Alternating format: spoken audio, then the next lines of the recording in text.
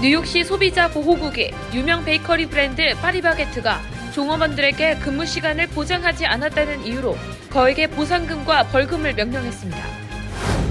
10년 넘게 추진돼 왔지만 번번이 무산됐던 한국인 전용 취업 비자 E4 신설 법안 통과를 위한 범동포 추진위원회가 발족됐습니다. 뉴욕주에서는 성인 20명 중 1명꼴로는 일상생활이 어려울 수준의 정신질환을 겪고 있지만 치료시설은 크게 부족한 실정인 것으로 드러났습니다. 이민서비스국의 이민 및 귀화 신청에 필요한 수수료가 인상됐습니다.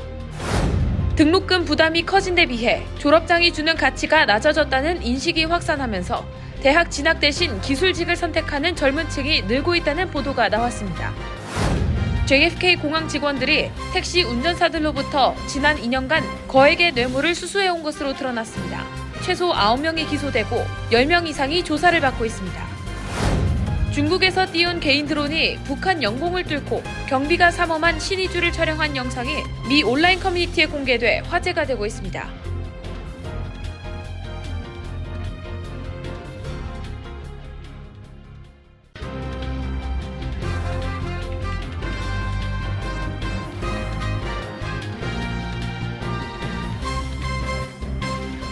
여러분 안녕하십니까? KBTV 뉴스9 이창원입니다. 한국 기업들의 미국 진출이 활발해지면서 노동법 규정에 대한 이해 부족에 따른 각종 노동법 소송이 잇따르고 있습니다. 뉴욕시 소비자 보호국은 유명 베이커리 브랜드 파리바게트가 종업원들에게 근무 시간을 보장하지 않았다는 이유로 거액의 보상금과 벌금을 부과했습니다. 오늘의 첫 번째 소식 전장 기자가 전해드립니다. 지난해 9월 뉴욕시 소비자 및 노동자 보호국 DCWP는 한국 SPC그룹의 베이커리 프랜차이즈 파리바게트가 지난 2017년 11월부터 2020년 10월 사이에 공정 근무 시간 규정을 준수하지 않아 종업원들의 권리를 침해했다며 1,500명의 종업원들에게 270만 달러를 보상하고 27만 달러의 벌금과 기타 비용 등 총 300만 달러를 부담하도록 명령했으며 파리바게트도 이 같은 내용에 합의한 것으로 확인됐습니다. 파리바게트는 이에 앞서 캘리포니아 매장에서 근무하는 전현직 직원들로부터 최저임금과 초과 근무수당 미지급을 이유로 집단 소송을 당해 2021년 172만 달러를 배상한 바 있습니다. DCWP에 따르면 파리바게트는 근무 시간 변경 시 종업원들에게 우대 급여를 지급하지 않았으며 근무 시간 변경에 따른 직원들의 동의를 구하지 않았으며 종업원들에게 14일 전 정상 근무 시간 스케줄을 알려줘야 하는 규정을 위반했습니다. 현행 뉴욕시 공정 근무 시간 규정은 패스트푸드 업주가 정상 근무 스케줄을 14일 전에 공지하고 새로운 종업원을 고용하기 전에 기존 종업원들에게 정상 근무 시간을 우선적으로 부여하고 종업원들이 추가 근무를 거절할 수 있는 권리를 보장하며 근무 시간 변경 시 $100의 우대 급여를 지급하도록 하고 있습니다. 또한 정당한 이유 없이 기존 근무 시간의 15% 이상을 변경할 수 없도록 규정하고 있습니다. 파리바게트는 2005년 LA 한인타운에 첫 직영점 개점 이후 뉴욕을 비롯해 뉴저지, 펜실베니아, 매사추세츠, 노스캐롤라이나 등지에 150여 개의 직영점과 가맹점을 운영하는 등 전국의 핵심 상권에 진출했습니다. 최근 몇 년 사이 실리콘밸리 소재 삼성 리서치 아메리카, 텍사스 소재 삼성전자, 알라바마 현대자동차 협력업체, 굴지의 전자상거래 기업인 쿠팡, 대표적인 임플란트 회사 디오 USA, SK 북가주 현지 법인인 SK팜데코 등이 크고 작은 노동법 소송에 휘말려 있거나 거액을 배상한 바 있습니다. 미국 내 한국 기업의 노동법 위반 내용은 최저임금과 초과 근무수당 미지급, 현지 사정을 알지 못하는 한국 본사의 방침을 따르다 저지른 위법, 현지 채용 직원과 본사 파견 직원 사이에 발생하는 차별, 장애인이나 동성애자, 여성, 나이, 종교, 소수 인종에 대한 발언 등입니다. KBTV 뉴스 전상입니다. 10년 넘게 추진돼 왔지만 번번이 무산됐던 한국인 전용 취업 비자 E4 비자 신설 법안 통과를 위한 움직임이 탄력을 받고 있습니다. 어제 뉴욕 한인회에서는 한국인 전용 취업 비자를 위한 범동포 추진위원회가 발족됐습니다. 김은지 기자의 보도입니다. 10년 넘게 번번이 무산되어 온 한국인 전용 취업 비자 E4 비자 신설 법안이 다시금 탄력을 받고 있습니다. 어제 뉴욕 한인회는 한국상공회의소, 한미연합회, 한국무역협회 측과 함께 공동 기자회견을 개최하고 한국인 전용 취업비자 E4 법안의 통과를 위한 계획에 대해 발표했습니다. 현재 연방의회 상원과 하원에 관련 법안이 각각 발의돼 있으며 법안은 전문 기술을 보유하고 있는 한국 국적자에 연간 최대 15,000개의 전문직 취업비자를 발급하도록 하는 것을 골자로 하고 있습니다. 캐나다, 멕시코, 싱가폴, 호주 등 미국과 자유무역 협정을 체결한 국가들은 이미 누리고 있는 혜택임에도 불구하고 한국은 지난 2013년부터 매번 법안은 발의됐지만 의회에서 통과되지 못하고 있는 실정입니다. 전문 기술직 분야로는 IT 엔지니어링, 수학, 의학 등이 해당되며 학사 학위 이상 소지 한국인이라면 미국 내 취업 비자 발급이 가능하다는 법안입니다. 전문직 취업 비자인 H-1B의 당첨 확률이 희박한 상황에서 미국 내 한인 전문 인력에 대한 수요는 높은 상황이라 한인 전문직을 상대로 E4 비자 신설을 촉구하는 서명 페이지까지 개설된 상황입니다. 공동 발의자로는 탐 소아지 뉴욕 3선거구 의원, 그레이스 맥 뉴욕 6선거구 의원 등 30명이며 윤 대통령 역시 한국의 우수한 인재들이 미국의 발전을 이끄는 원동력이 될 수 있다며 장기적으로 미국 경제 발전에도 도움이 될 것이라고 법안 통과를 호소하고 있습니다.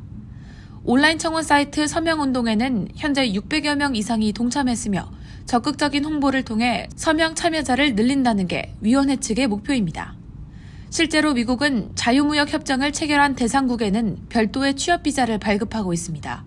호주에 1,500개, 싱가포르에 5,400개, 캐나다 및 멕시코에 무제한 비자를 발급해주고 있지만 2012년 FTA를 체결한 한국에는 취업비자를 발급하고 있지 않는 상황입니다. KBTV 뉴스 김은지입니다. 뉴욕주에서 최근 10년 사이 정신질환을 앓는 주민이 급증한 것으로 나타났습니다. 성인 20명 중 1명꼴로는 일상생활이 어려울 수준의 정신질환을 겪고 있는데 치료시설은 크게 부족한 상황입니다. 정신질환의 경우 방치하면 상태가 더 심각해지며 지역 내 각종 사고로 연결되기 때문에 대책 마련이 필요한 시점입니다. 자세한 소식 방복현 기자의 보도입니다. 뉴욕주 감사원이 연방정부 데이터를 인용해 발표한 보고서에 따르면 2021년부터 2022년 회계연도 뉴욕주 거주자 중 정신질환을 겪는 이들은 총 327만 3천 명으로 파악됐습니다. 이는 주 전체 성인 인구의 21.1% 수준으로 뉴욕주 성인 5명 중 1명은 정신질환을 경험한 셈입니다. 이 비율은 2013년부터 2014년 회계연도 당시 17.6%에서 급격히 높아졌습니다. 또한 성인 20명 중 1명, 약 7만 8,300명은 일상생활이 어려울 정도의 정신질환을 겪고 있었습니다. 심각한 정신질환자 비율도 같은 기간 3.8%에서 5.1%로 높아졌습니다. 톰 디나폴리주 감사원장은 집중치료나 입원이 매우 중요한데 중증 정신질환자 수용 능력이 수요에 한참 못 미친다고 전했습니다. 2022년 기준 뉴욕주에서 정신건강 서비스를 받고 있는 개인은 총 90만 명으로 2013년 72만 9,421명 대비 23% 늘었지만 뉴욕주 내 정신병원 병상 수는 꾸준히 감소했습니다. 지난해 말 기준 뉴욕주 내 정신질환자 병상은 8,457개로 2014년 4월 대비 약 990개, 10.5% 감소했습니다. 뉴욕주 내 20개 카운티에는 아예 정신질환자가 입원할 병원이 전혀 없는 것으로 파악됐습니다. 뉴욕시 내에서도 맨해튼 내 정신질환자 병상은 1,012개에 달했지만 퀸즈, 브루클린, 브롱스, 스태튼 아일랜드 등은 상대적으로 적었습니다. 뉴욕시에서 운영하는 정신질환 노숙자 쉘터의 경우 상황은 더 심각한 실정입니다. 시 정부에서 매년 2억 6천만 달러 비용을 쓰지만 38개의 쉘터가 제대로 관리가 안 돼 사건 사고가 끊이지 않고 있습니다. 뉴욕타임스에 따르면 2018년부터 2021년 정신질환 노숙자 쉘터 사망자는 50명에 달했습니다. KBTV 뉴스 방복현입니다. 이민서비스국의 이민 및 귀화 신청에 필요한 수수료가 인상됐습니다. 이민국은 추가 수수료를 통해 서비스를 개선하고 이민 서류 지체 현상을 사전에 방지하겠다는 방침입니다. 전상 기자의 보도입니다. 이민서비스국이 성명을 통해 약 7년 만에 처음으로 수수료 인상을 결정했다며 보다 적절한 서비스를 제공하기 위한 조치라고 밝힌 가운데 이번 달부터 인상 조치가 시행됐습니다. 수수료 인상은 지난 2016년 이후 처음으로 이민 서비스국 운영 비용 상세를 위한 조치입니다. 구체적으로 시민권 신청 수수료는 기존 $640에서 $710로 약 11% 올랐습니다. 시민권 증서도 $1,170에서 $1,335로 약 15% 인상됐습니다. 영주권의 경우 신분 조정 신청 수수료가 $1,440로 취업 이민 청원 역시 $715로 소폭 올랐습니다. 단 영주권 갱신 등 일부 수수료는 소폭 감소했습니다. 또 14살 미만이거나 고용 승인 서류 등 신분 조정에 대한 수수료는 일부 감면받을 수 있는 것으로 나타났습니다. 온라인으로 서류 제출을 진행할 경우 $50 상당 할인이 제공됩니다. 한편 이민 옹호자들은 새로 인상된 수수료가 가족 재결합을 어렵게 하고 비시민권자를 고용하는 고용주에게 많은 부담을 안겨줄 것이라고 반발했습니다. 또 미국 이민이 한층 더 위축되고 불법 이민을 조장할 수 있다고 우려했습니다.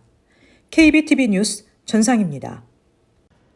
지난해 전국에서 직업훈련 칼리지에 등록한 학생 수는 전년 대비 16% 증가해 관련 데이터를 추적한 이후 최고 수준을 기록했습니다. 등록금의 부담이 커진 데 비해 졸업장이 주는 가치가 낮아졌다는 인식이 확산한 결과라는 분석입니다. 보도 기러민 기자입니다. 월스트리트 저널은 대학 진학 대신 기술직을 선택하는 젊은 층이 늘고 있다고 보도했습니다. 지난 수십 년 동안 대학 등록금이 치솟아 부담이 커진 데 비해 졸업장이 주는 효용 가치는 낮아졌다는 인식이 확산한 결과라는 것입니다.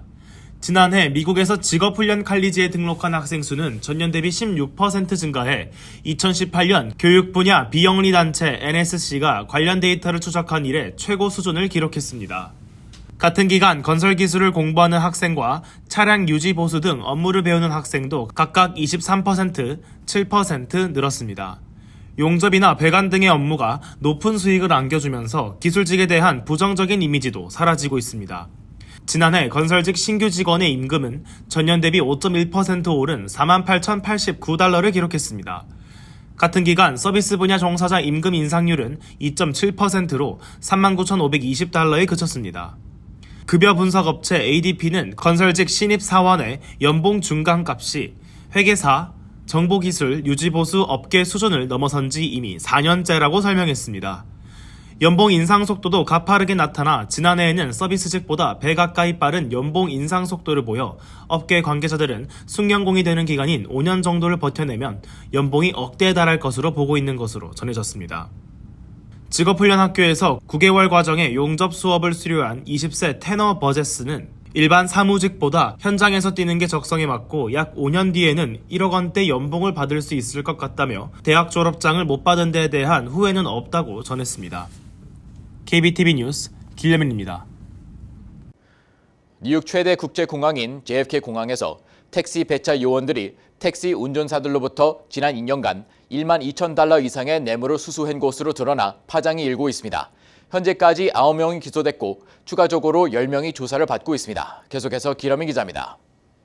뉴욕 최대 국제공항인 존 F 케네디 공항에서 이용객들에게 교통 안내 및 택시 배차를 도와주던 직원들이 줄을 서지 않은 택시가 승객들을 태우기 위해 맨 앞줄로 끼어들 수 있도록 해주는 대가로 $12,000 이상의 뒷돈을 챙겨온 것으로 드러났습니다.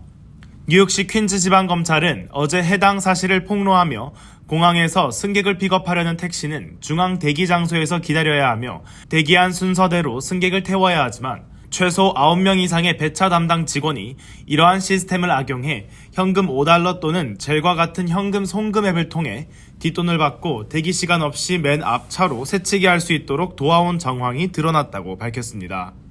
멜린다 카츠 퀸즈 지방검사장은 범법을 저지른 9명의 배차 직원 가운데 최소 4명은 지난 2022년 이후 총 $1,000 이상의 뒷돈을 챙겨온 것으로 드러나 뇌물수수 혐의로 기소됐으며 유죄 판정을 받을 경우 최대 4년의 징역형을 받을 수 있습니다. 나머지 5명의 배차원들은 $1,000 미만의 뇌물을 받았지만 이들 역시 유죄가 확정될 경우 최대 1년 이하의 징역에 처해질 수 있습니다. 기소된 9명 외에 뇌물수수 관련 혐의로 조사를 받고 있는 직원이 10명 더 있는 것으로 전해집니다. 카츠 검사장은 성명을 통해 뉴욕의 상징 노란 택시 운전사들이 생계 유지를 위해 차를 몰고 다니면서 가정경제를 책임지기 위해 이 같은 탐욕과 부정부패를 목도하며 극복해야만 했다며 이런 꼼수와 잘못된 방법은 우리 사회에서 결코 허용하지 않을 것이라고 밝혔습니다. 이번에 기소된 9명의 직원은 공항 운영 관련 항만청 소속이 아니며 제3계약업체 소속 직원들인 것으로 파악됩니다. 이번 사건은 코로나19 팬데믹 이후 뉴욕시 택시 산업이 승객 감소와 차량 공유 서비스 업체의 약진으로 어려움에 처한 상황을 조사하는 가운데 드러났습니다. 뉴욕시 택시 리무진 위원회는 지난 1월 뉴욕시 택시는 하루 평균 9만 4천 회 운행했고 이는 2020년 같은 달 기록한 하루 평균 운행 21만 7천 회에서 절반 이하로 급격히 감소한 것을 보여준다고 분석했습니다. 데이비드도 뉴욕시 택시 리무진 위원회장은 성명을 통해 택시기사가 배차 담당관에게 뒷돈을 주고 부정행위를 저지를 시 택시 면허를 박탈당할 수 있다고 지적하며 택시 운전사의 90%가 미국으로 이민 온 이민자라며 그들은 고국의 부정부패를 떠나 이곳으로 온 만큼 초심을 기억하길 바란다고 전했습니다. 이어 공공의 안전과 규칙을 준수하는 것은 번영의 기초이며 이는 택시 운전사들에게도 마찬가지로 적용된다고 강조했습니다. KBTV 뉴스 길려민입니다. 중국의 민간 드론이 북한 영공을 뚫고 신의주를 촬영한 영상이 온라인에 공개돼 화제가 되고 있습니다. 경비가 삼엄한 신의주를 근거리에서 촬영한 영상이 공개된 것은 이번이 처음입니다. 김은지 기자의 보도입니다. 미 SNS 레딧에는 지난달 26일 이 같은 내용으로 드론 항공사진 10여 장과 19초 분량의 영상 3개가 올라왔습니다. 영상과 사진에는 평안북도 신의주시의 전경이 담겼습니다. 압록강 주변에는 적막한 선박이 보이고 거리는 텅 비었다 싶을 만큼 한산한 모습입니다. 넓은 차도 역시 차 한두 대가 겨우 눈에 띌 정도입니다. 김일성, 김정일의 초상화가 나란히 내걸린 건물은 신의주 제2사범대학으로 추정됩니다. 건물 외벽에 적힌 붉은 문구와 간판도 눈에 띕니다. 촬영자라고 밝힌 한 중국인은 코로나 기간이었던 지난 2020년 중국 단동에서 북한 신의주로 드론을 날려 촬영한 것이라고 밝혔습니다. 또 출발지에서 1.6km 이상 비행해서 촬영한 사진이라고 기록을 남겼습니다. 단동은 신의주시와 압록강을 사이에 두고 국경을 맞대고 있습니다. 전문가들은 단동과 신의주 사이 압록강 폭이 2km 정도에 불과하고 북한과 중국 사이 접경 지역의 경계가 허술한 편이라며 개인 드론을 활용한 신의주 촬영은 충분히 가능할 수 있다고 평가했습니다. 다만 이 같은 촬영이 북한이나 중국 당국의 허가를 받지 않고 무단으로 진행됐을 것으로 보입니다. 촬영자가 주장한 촬영 시기가 2020년인 만큼 코로나로 국경 봉쇄와 내부 통제가 이루어졌을 때여서 주민들의 이동이 적었을 것으로 보입니다. 자전거를 타거나 길을 걷고 있는 주민들 대부분이 마스크를 쓰고 있고 제복을 입은 경찰의 모습도 포착됐습니다. 드론을 발견한 한 부녀 보행자는 신기한 듯 위를 올려다보기도 합니다. 작성자는 신변이 괜찮냐는 네티즌들의 질문에 난 아직 살아있고 자유롭다고 답했습니다.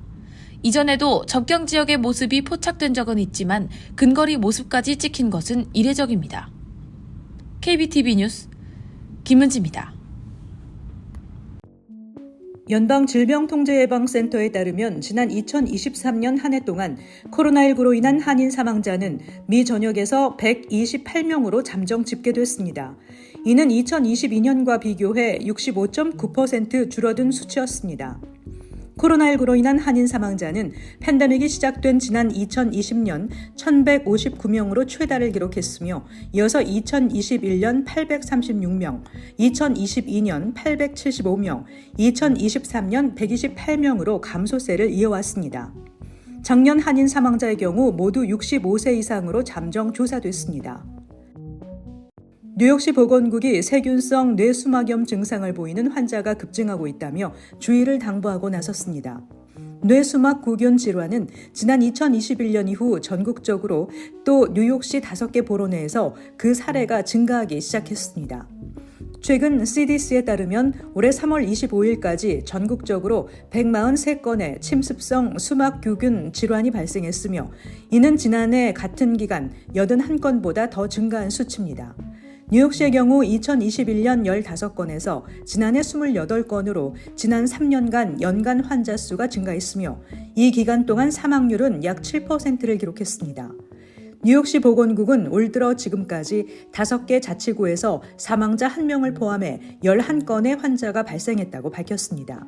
뇌수막염의 증상으로는 발열과 두통, 목의 뻣뻣함, 메스꺼움과 구토를 포함할 수 있으며 가장 최근의 감염에서는 폐혈증 또는 폐혈증 관절염과 같은 증상이 나타났다고 CDC는 밝혔습니다. 공화당이 주도하는 11개 주에서 바이든 대통령의 새로운 소득 기반 상환 프로그램 세이브 플랜을 저지하기 위한 소송이 제기됐습니다.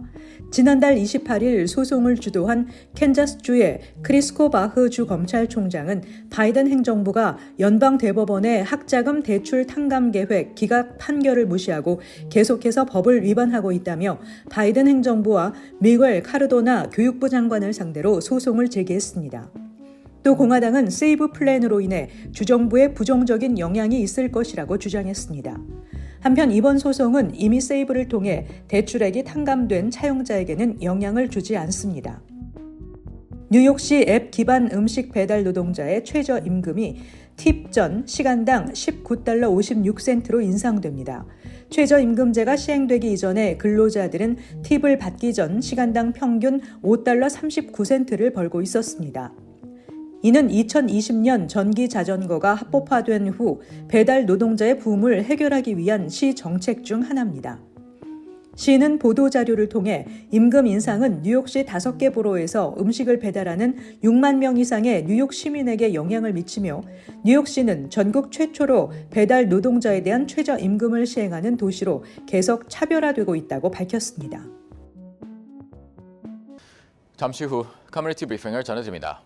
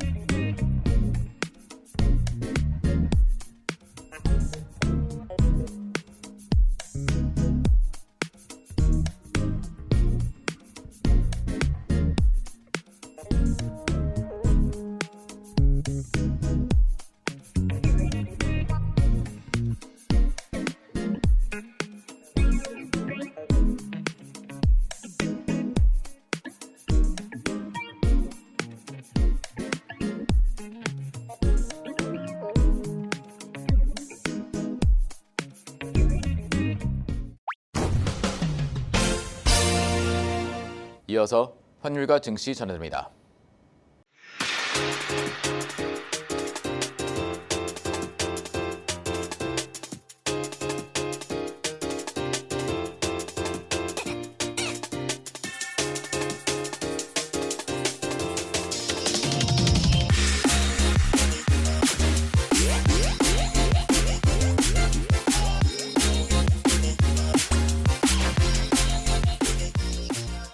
잠시 후 뉴욕과 뉴저지 날씨 전해드립니다.